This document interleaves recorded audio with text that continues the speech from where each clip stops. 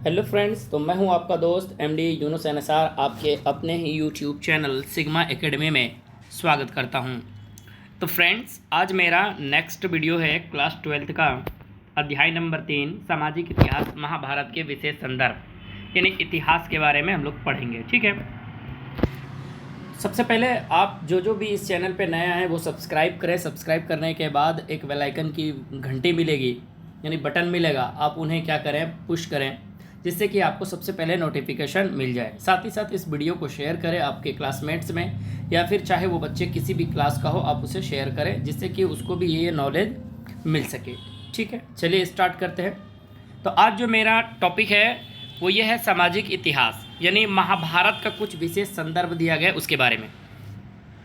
चलिए, पहला जो मेरा ऑब्जेक्टिव है, पहला नंबर वो ये है कि महाभारत की रचना किस भाषा में हुई है। आपको ये बताना है महाभारत की रचना किस भाषा में हुई है, आपको ये बताना है। ऑप्शन नंबर 1 है संस्कृत, नंबर बी प्राकृत, नंबर सी पाली और नंबर डी हिंदी। तो इसका रचना जो है आपको पता है किस भाषा में हुई है, तो संस्कृत में। किसमें? महाभारत की रचना संस्कृत भाषा में हुई है। अच्छा, ये महाभारत की रचना कहता है कि संस्कृत भाषा में हुई। आखिर ये संस्कृत जो लिखा, संस्कृत, तो महाभारत की रचना तो संस्कृत भाषा में हुई, तो महाभारत की रचना भी तो किसी ने किया होगा। तो किसने किया था? तो महर्षि वेद व्यास जी ने। ठीक है। अच्छा, महाभारत की रचना के बारे में कहा जाता है कि लगभग 1000 वर्ष में पूरा किया गया था। महाभारत की रचना कितने हजार वर्ष में? 1000 वर्ष में यानी ईयर्स में पूरा किया गया। अब कब से कब तक माना जाता है? तो 500 BC। आप लोगों को पता है BC क्या होता है? से 500 AD। आप लोगों को पता है ये AD BC क्या होता है? ईसा मसीह के जन्म के 500 साल पहले और ईसा मसीह के जन्म के बाद 500 साल तक। तो यानी ईसा मसीह के जन्म के 500 साल से पहले से इनकी रचना शुरू हुई और ये 500 साल बाद फिर यानी 500 BC यानी ईस्वी पूर्व से शुरू होके 500 ईस्वी तक जाके समाप्त हुआ, तब इनकी रचना हो पाई। ठीक है, चलिए। अच्छा, एक चीज़ इसका एक और है कि महाभारत की जो इसमें ये महाभारत की रचना तो हुई, तो इनमें और अध्याय होगा। तो कहता है कि 1948 महाभारत में क्या है? अध्याय है। अध्याय मतलब चैप्टर है। ठीक है, और 1 लाख से ज़्यादा क्या है इसमें? श्लोक है। साथ ही साथ इसके जो भाग है, महाभारत के जो भाग है उसे पर्व कहा जाता है। जैसे भाग को हम लोग खंड कहते हैं ना, तो यहाँ महाभारत में जो भाग है उसे पर्व कहते हैं और कुल 18 पर्व है। ठीक है, चलिए दूसरे नंबर ऑब्जेक्टिव पे चलते हैं हम लोग। तो दूसरा नंबर यह है कि महाभारत की रचना किसने किया। दूसरा नंबर कहता है महाभारत की रचना किसने की, तो आपको बताना है किसने किया है। वेद व्यास ने, नंबर बी में है वाल्मीकि जी ने, number C Chanakya, number D Manu ने। ठीक है, आपको बताना है। तो इसका जो आंसर होता है हम लोगों का वो ये है वेद व्यास, महर्षि वेद व्यास। ठीक है, महाभारत की रचना किसने किया?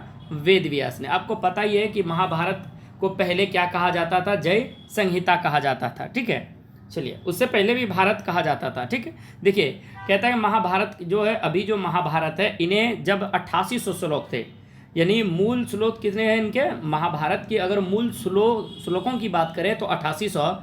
जिस समय इसे जय संहिता कहा जाता था, जब इसकी श्लोकों की संख्या 24,000 हो गई। ध्यान रखिए, महाभारत में 8800 श्लोक ये मूल है। जब उनकी संख्या 8800 थी तो जय संहिता नाम था इनका, लेकिन जैसे ही श्लोकों की संख्या बढ़ गई और 24,000 हो गया, तब इनका नाम भारत रखा गया। क्या नाम रखा गया महाभारत का? भारत।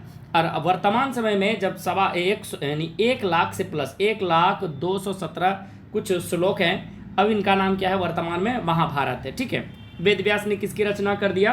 तो महाभारत का। ठीक है, अगला अब यह है वाल्मीकि जी। आपको पता है वाल्मीकि जी ने किसकी रचना की है? तो रामायण की। किसकी? रामायण। आपको पता होगा वाल्मीकि जी ने किसकी रचना की है? रामायण ने। तो मनु ने भी किया है। मनु ने किसका किया है? तो मनुस्मृति का। मनु ने मनुस्मृति। ठीक है, मनु ने मनुस्मृति का। और एक बच गया option number C Chanakya. Chanakya पता है चाणक्य कौन थे? चंद्रगुप्त मौर्य का प्रधानमंत्री थे और इन्हीं के सहयोग से वो अपना शासन कर सका। ठीक है। चाणक्य ने एक बुक लिखी थी जो राजनीतिक से संबंधित था, जिनका नाम है अर्थशास्त्र। क्या है? अर्थशास्त्र। अच्छा, भारत का मैकियावेली किसे कहा जाता है? आपको पता है, चाणक्य। चाणक्य का और भी नाम है विष्णुगुप्त, और इसी का एक और नाम है कौटिल्य। ठीक है। चलिए नंबर 3 पे जब देखते हैं तो कहता है कि मनुस्मृति या फिर महाभारत में विवाह का कितने प्रकार का उल्लेख है? आपको ये बताना है। मनुस्मृति या महाभारत में विवाह का कितने प्रकार का उल्लेख किया गया है, आपको बताना है। तो इसका आंसर आपको बताना है। ए नंबर में है 18 प्रकार का, बी नंबर में 4 प्रकार का, डी नंबर में 16 प्रकार का, सी नंबर में 8 प्रकार का। तो इसका आंसर हो जाता है 8 प्रकार का। विवाह का जो प्रकार है वो कितने प्रकार के बोले गए हैं? 8 प्रकार के विवाह होते हैं। विवाह आपको पता है, जैसे कि ब्रह्म विवाह, दैव विवाह, अर्श विवाह, प्रजापत्य विवाह, असुर विवाह, गंधर्व विवाह, राक्षस विवाह, और 8वां नंबर है पिशाच विवाह। आपको पता है ये 8 प्रकार के विवाह होते हैं। ठीक है। और ये 18 क्या है आपको पता है? पुराणों की संख्या कितनी होती है? 18। पुराणों की संख्या 18 है। 4 किसकी संख्या होती है? आपको पता है, वेद की, यानी वेदों की संख्या कितनी है? 4। 16 क्या होते हैं? संस्कार। 16 क्या होते हैं? संस्कार। एक बच्चे के माँ के पेट से लेकर मृत्यु तक कितने संस्कार होते हैं? तो 16 संस्कार होते हैं। नेक्स्ट है नंबर 4। जब देखेंगे तो महाभारत के आदि पर्व के किस अध्याय में भीष्म द्वारा 8 प्रकार के विवाहों का वर्णन किया गया है? यानी भीष्म के द्वारा, यानी सुनिएगा, महाभारत के आदि पर्व के किस अध्याय में, यानी अध्याय में आपको बताना है, अध्याय में भीष्म द्वारा 8 प्रकार के विवाहों का वर्णन किया गया है। तो देखिए मैंने क्या कहा कि महाभारत में टोटल अगर जब अध्याय की बात करेंगे चैप्टर की, तो 1948 चैप्टर है। कितने चैप्टर है महाभारत में? महाभारत में जब चैप्टर की बात करेंगे तो 1948 है। ठीक है। चलिए, तो यहाँ जो मेरा आंसर हो जाएगा वो आंसर हो जाएगा 102वें चैप्टर में। ठीक है। अगला सवाल मेरा ये है 5 नंबर पे, अम्बा अम्बालिका किसकी पत्नियां थी? आपको बताना है अम्बा अम्बालिका किसकी पत्नियां हैं। नंबर 1 विचित्रवीर्य की, दूसरा पांडु की, नंबर 3 है दुर्योधन, और नंबर डी में है इनमें कोई नहीं। आपको बताना है विचित्रवीर्य। ठीक है। तो विचित्रवीर्य, सॉरी कि क्या बोला था, अम्बा अम्बालिका किसकी पत्नी है? तो इसका आंसर हो जाएगा विचित्रवीर्य। विचित्रवीर्य आपको पता है कौन थे? तो सत्यवती, आपको पता है ना कौन थे? तो सत्यवती के जो पूर्व जो होंगे, पूर्व ऋषि के, उनके पुत्र सपुत्र थे विचित्रवीर्य। ठीक है। उनसे, और जो इनकी विचित्रवीर्य, सॉरी पारस ऋषि जो इनके पूर्व पुत्र थे। ठीक है। हाँ, और विचित्र अम्बा अम्बालिका से इनकी शादी हुई। ठीक है। चलिए अगला जब देखते हैं, अच्छा पांडु, आपको पता है पांडु कौन थे? तो महर्षि व्यास और किसके साथ? तो अम्बालिका के साथ जब शादी हुआ था महर्षि व्यास का अम्बालिका से, तो उनसे जो जन्म लिए थे पुत्र, उनका नाम था पांडु। ठीक है। पांडु की 2 पत्नियां थी, कुंती और माद्री थी। ठीक है। उसी प्रकार इसी में महर्षि व्यास के साथ अम्बालिका से शादी हुई थी जिनका, और उनसे जो उत्पन्न पुत्र थे उनका नाम था घृतराष्ट्र। ठीक है। जिनके 100 पुत्र हुए थे। ठीक है। जिनके घृतराष्ट्र जो है, घृतराष्ट्र के 100 पुत्र थे जिसे हम कौरव कहते हैं, और पांडु के 5 पुत्र थे जिसे हम पांडव कहते हैं। ठीक है। घृतराष्ट्र के पत्नी का नाम आपको पता ही है, क्या था? तो आप लोग बताएंगे कौन था? तो गांधारी थी। चलिए, तो घटोत्कच, आपको बताना है कि जो घटोत्कच है, ठीक है, किसका पुत्र था? तो आपको बताना है किसका? तो भीम का। किसका? भीम ने हिडिंबा नामक एक राक्षस से क्या किया था? हिडिंबा नामक राक्षसनी से क्या किया था? शादी किया था। ठीक है। अब वो भी कैसा विवाह किया था आप लोगों को पता ही है, गंधर्व विवाह किया था। तो किसने किया था? तो किसने किया था? भीम ने, घटोत्कच वाला। अगले सवाल की ओर जब जाएंगे तो अगला सवाल यह है कि भीम ने हिडिंबा के साथ कौन सा विवाह किया था? तो अभी जस्ट बताया मैंने, कैसा? गंधर्व विवाह किया था। ठीक है।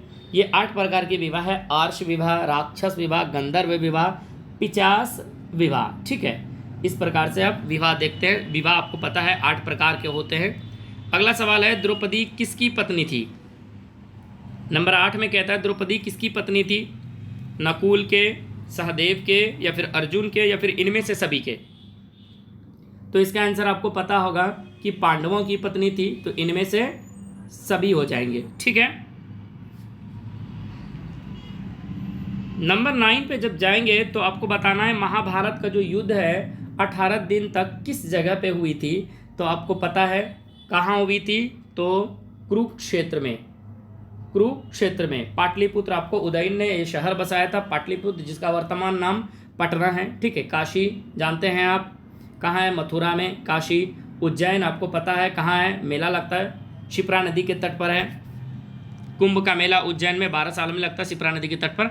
चलिए अगला देखते हैं, नंबर 10, गंगा पुत्र किसे कहा जाता है? गंगा पुत्र, तो ये किसे कहा जाता है? भीष्म का। पता है ये शांतनु के पुत्र थे। ठीक है, और ये बाल ब्रह्मचर्य रहने का प्रतिज्ञा लिया था ब्रह्म। ठीक है, आगे देखते हैं। अगला सवाल है 11 नंबर, महाभारत के किस पर्व में वर्ण व्यवस्था का उल्लेख मिलता है? ठीक है, महाभारत के किस पर्व में वर्ण व्यवस्था का उल्लेख मिलता है? आप लोगों को सारे बच्चे को बताना है। तो आपको बताना है, ऑप्शन नंबर ए में है शांति पर्व, नंबर बी में आदि पर्व, और नंबर सी में भीष्म पर्व। इनमें से कोई नहीं, तो इसका आंसर हो जाएगा मेरा शांति पर्व। ठीक है, अगला हम देखते हैं, ऋग्वेद के पुरुष सूक्त में सर्वप्रथम किस वर्ण का उल्लेख मिलता है? ये 4 प्रकार के वर्ण थे, आपको पता है। ब्राह्मण जो सबसे श्रेष्ठ होते थे, उसके बाद क्षत्रिय होते थे, ठीक है, उसके बाद वैश्य होते थे, और अंत में होते थे शूद्र। तो इसमें किसका आंसर मिला था? शूद्र में। आगे सवाल देखते हैं, नंबर 13 नंबर कहता है कि विश्व का सबसे बड़ा महाकाव्य निम्न में से कौन है? तो आपको पता ही है, सबसे बड़ा महाकाव्य कहा जाए तो महाभारत है। ठीक है, अगला नंबर सवाल है कि कर्म फल में अपनी आसक्ति एवं बिना अपने कर्तव्य कर्म करते रहना चाहिए, निम्न में से किसने कहा था? तो इस स्टेटमेंट को श्रीमती एनी बेसेंट ने कहा था। आपको पता है होम रूल लीग की स्थापना श्रीमती एनी बेसेंट ने किया था 1916 में, पता है ना? ये कहाँ की रहने वाली थी? तो आयरलैंड की। अगला सवाल है, जब कभी मुझे निराशा घेरती और कहीं कोई प्रकाश नहीं मिलता तो मैं अभिलंग भागवत गीता की ओर सर करके बैठ जाता हूँ। ये स्टेटमेंट था किसका? तो महात्मा गांधी जी का।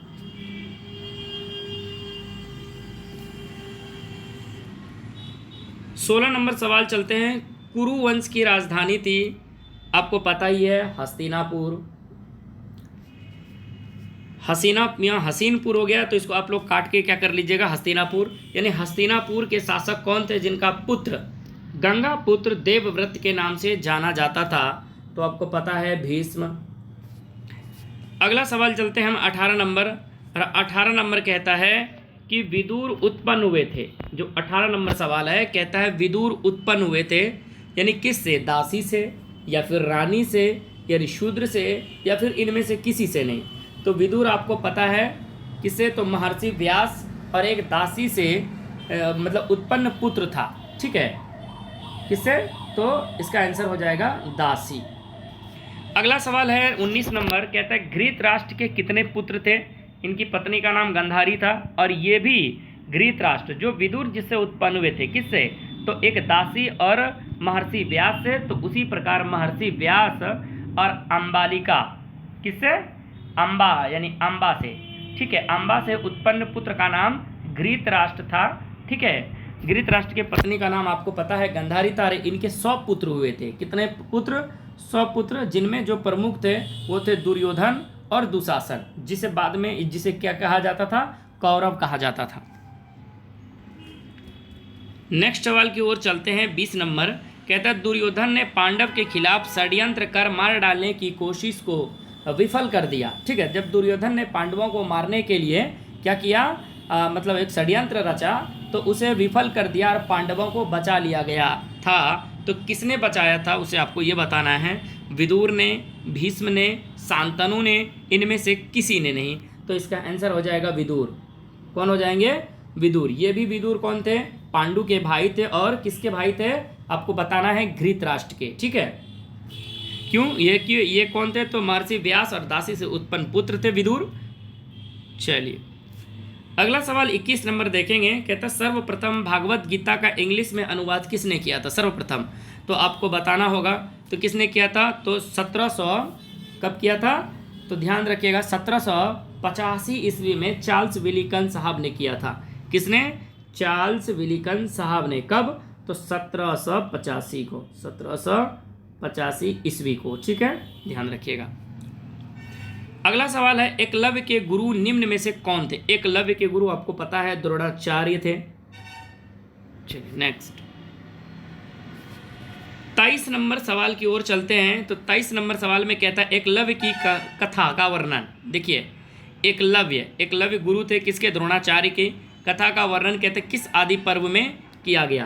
तो 131 में। आपको पता है एकलव्य एक शिष्य थे, ठीक है, जो छोटी जाति के थे, और जो गुरु द्रोणाचार्य थे, ठीक है, वो किसके थे? तो आपको पता है वो इनको मतलब ये इनके मतलब गुरु नहीं, मतलब शिक्षक नहीं थे, बल्कि ये अपने आप को उसको शिक्षक मानते थे एकलव्य को। एकलव्य जो है गुरु द्रोणाचार्य को। और बाद में जब उनका जो शिष्य था अर्जुन, ठीक है, उसको लगा जब एक कुत्ता जंगल में जा रहे थे कहीं, तो कुत्ता जो है गुरुजी को देख के भौंक रहे थे, तो इन्होंने क्या करा था कि जो तीर होता है, तीर विमान से इतने मतलब 5 या 7, ठीक है, उसमें कुत्ते के मुंह में तीर से निशाना किया, और क्या किया, जो कुत्ता भौंक रहे थे उसकी आवाज़ को बंद कर दिया, और बाद में जब देखा गया तो एक भी खरोच नहीं आई थी। ठीक है, आगे चलते हैं। महाभारत के रचयिता कौन थे, यानी रचयिता कौन थे? तो आपको पता है महाभारत का पूछ दिया तो वेद व्यास हो जाएगा। कौन हो जाएगा? वेद व्यास। और वेद व्यास ये शुरू में एक क्वेश्चन था। और वाल्मीकि जी ने क्या लिखा है? तो रामायण लिखा है। और चाणक्य ने क्या लिखा है? अर्थशास्त्र। एकलव्य तो आपको पता है गुरु द्रोणाचार्य को शिष्य मानते, मतलब गुरु द्रोणाचार्य के शिष्य थे, यानी मानते थे ये एकलव्य गुरु द्रोणाचार्य को अपना गुरु। 25 नंबर सवाल है पुरुष ब्राह्मण। सुनिएगा, पुरुष ब्राह्मण में, यानी ब्राह्मण और महिला में शूद्र, जब ब्राह्मण और शूद्र महिला, कोई ब्राह्मण जब शूद्र महिला से विवाह करते थे तो उसमें एक नई जाति या फिर उपजाति का निर्माण हो जाता था, जिन्हें क्या कहा जाता था? तो उग्र कहा जाता था। ठीक है, अब यहाँ देखिएगा, ध्यान रखिएगा। तो ब्राह्मण में अगर कोई लड़का और शूद्र में लड़की कोई शादी करता था तो उसे उग्र कहा जाता था। उसी प्रकार ब्राह्मण के साथ साथ अगर क्षत्रिय भी अगर शूद्र लड़की से शादी करता था तो भी उग्र कहलाता था। अगर ब्राह्मण लड़का शूद्र लड़की ना होके इस बार वैश्य लड़की से अगर शादी करता था तो उनके पार्थव, क्या कहते थे? पार्थव या फिर अंबष्ट कहा जाता था। आगे की ओर देखेंगे गीता को, यहाँ गीत लिखा गया है तो इनको गीता कर लीजिएगा। गीता को विश्व की सबसे प्राचीन जीवित संस्कृति, भारत की महान धार्मिक सभ्यता के प्रमुख साहित्यक का प्रमाण के रूप में किसने देखा, यानी किसने कहा कि जो गीता है वो विश्व की सबसे प्राचीन सांस्कृतिक यानी जीवित सांस्कृतिक है, जो आज भी है। ठीक है, अब भारत की महान धार्मिक सभ्यता के प्रमुख साहित्यक प्रमाण है, ये किसने देखा, किसने कहा? तो इसका आंसर हो जाएगा थॉमस मार्टन ने। किसने? थॉमस मार्टन साहब ने। 27 नंबर सवाल की ओर चलते हैं। 27 नंबर सवाल में कहता है रामायण में यदि विभिन्न कांड है, रामायण में, किसमें? रामायण आपको पता है किसने रचना की इसकी? वाल्मीकि जी ने।